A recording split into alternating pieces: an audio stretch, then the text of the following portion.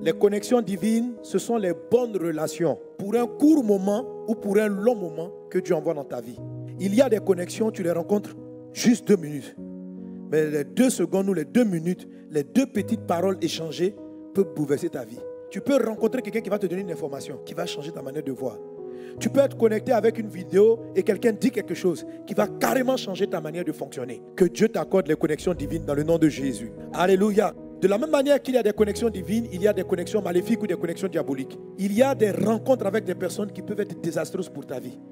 Il y a des messages que tu écoutes en 2 minutes à la télé que tu n'aurais jamais dû écouter. Il y a des images sur lesquelles tu tombes pendant que tu regardes un écran qui peuvent te placarder une image obscène, sale, qui va rester dans ta pensée. Tu n'aurais pas dû en ce moment-là te retrouver devant la télévision et puis être traumatisé par cela. Alors il y a certaines attitudes que tu as qui vont éloigner les mauvaises connexions de ta vie. Tu vas croire que c'est de la magie ou bien je ne sais pas quoi, c'est par hasard. Ce n'est pas un hasard. Il y a certaines choses qui sont en toi qui attirent aussi les bonnes connexions et qui éloignent les connexions maléfiques. Que Dieu te donne la grâce d'attirer les connexions divines au nom de Jésus. Les connexions qui vont accélérer la destinée qu'il t'a donnée. Les connexions qui vont te propulser vers le but de ta vie. Les connexions qui amènent les choses que tu as demandées. Que Dieu te connecte à elles au nom de Jésus de Nazareth. Qu'il en soit ainsi dans le puissant et précieux nom de Jésus. Amen. Donc lorsque je parle de connexion ainsi, je parle même aussi de ceux qui veulent se marier. Et même dans le foyer, ce que j'explique, ça fonctionne. Amen. Il y a la connexion même avec ton mari ou avec ta femme de différentes façons. Il y a un moment donné, ton mari, mais ta femme, c'est ton bébé.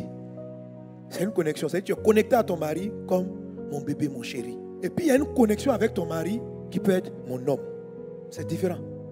Le feu de Tabera, il intervient pour te donner de repositionner les gens. Pas pour chasser forcément des personnes, mais pour dire que celui que j'appelais avant mon frère est devenu mon ami. Celui que j'appelais mon serviteur est devenu mon frère. Donc, chaque fois que ce conflit intervient, il y a des gens qui vont s'éloigner, mais il y a des gens qui sont avec toi qui doivent rester, juste changer de nom.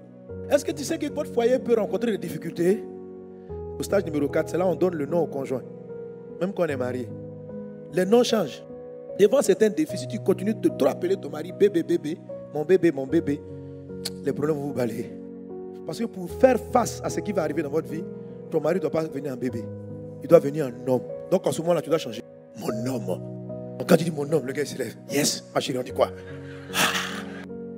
Mais quand tu es là, bébé, ça tente de t'attaquer. Bébé, un bébé, il fait quoi? Un bébé, il pleure. Chérie, je fais quoi? Bébé. Non, il faut changer de nom. Dis à moi, change de nom. Donc ne laisse pas les conflits te détruire. Donne le bon nom. Le stage numéro 4, c'est le stage de donner des noms à la connexion. Alléluia. Quand Dieu te connecte avec certaines personnes ou quand Dieu va requalifier ta connexion avec certaines personnes, tu dois donner un nom.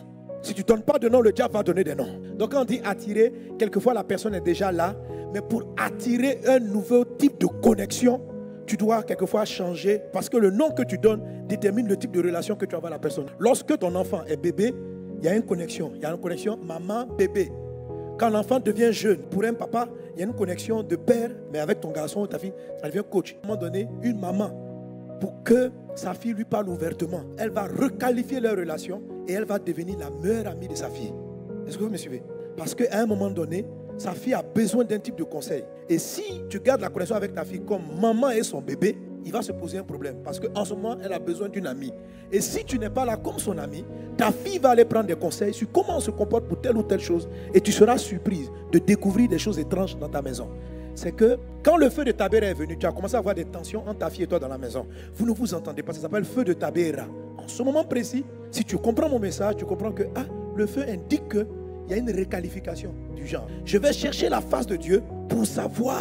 Car si tu continues de considérer ta fille comme ton bébé, pendant qu'elle commence à avoir de la poitrine, pendant qu'elle commence à se poser des questions sur les garçons, et que tu n'es pas là, Satan va lui envoyer une connexion. Quelqu'un qui va lui expliquer. Donc il y a le moment où maman se transforme. Maman prend un autre chapeau. Et il faut que tu fasses attention à la présence des feux de Tabera dans ta vie. Tu fasses attention. Pour redéfinir les connexions que Dieu vous a envoyées. N'oublie pas que c'est très important. Tout exaucement de Dieu vient par une connexion. Tout avertissement de Dieu vient par une connexion. Toute orientation de Dieu vient par quelqu'un que tu rencontres à un moment donné. C'est pourquoi ce thème est majeur pour ta vie. Alléluia. Gloire à Jésus.